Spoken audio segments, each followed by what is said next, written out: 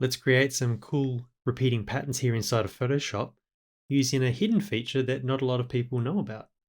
So we have a very simple file, a white background, and layer 1 just here is a simple black rectangle. Okay, so notice I have my move tool selected, layer 1 is selected. So if I just go and grab the layer, I just move it around, no big surprises there. Let's undo that. What if when we make that same move, we hold down the Alt or the Option key? Let's see what we get. So I'm on a Mac, so holding down the Option key. On a PC, that'll be the Alt key. So now if I go and move this item with that key held down, it's kind of interesting. I actually drag out a copy of that item. So that's something that happens a lot in the world of Adobe. The Alt or the Option key is often associated with creating a copy of something. Okay, so that's kind of interesting. Let's keep layer 1 selected. Up under the Edit menu, there's an option here called Free Transform. Now notice the keyboard shortcut, Command T on a Mac, Control T on a PC. Okay, so let's invoke that Free Transform. Command Control T, and I can move the item, I can rotate it around, I can resize it. And the way you commit a Free Transform is you press the Enter or the Return key, or you can hit the little tick mark just up here. So, okay. So that's a free transform. Let's undo that. And let's throw in the Alt or the Option key while we invoke free transform. So here on a Mac, that will be Command Option T. On a PC, that will be Control Alt T. Okay, so let's invoke free transform with Alt or Option. And let's go and maybe make just a simple move straight down.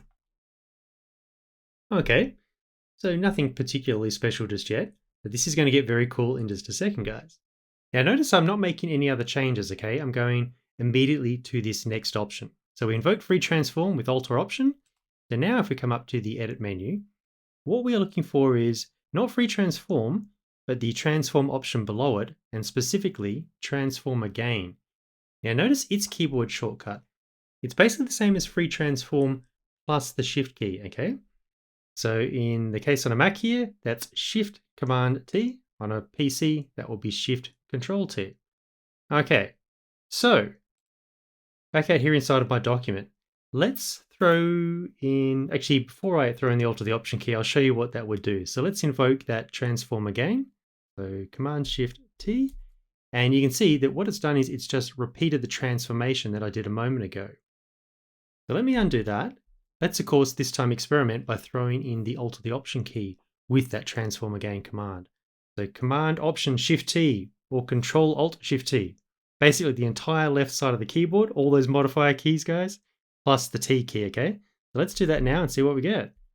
Okay, did you notice that? It repeated the transformation, but it actually gave us a copy this time. So if I continue to press that keyboard shortcut, that's what I get. So you can see that's a very, very quick way to create a repeating pattern.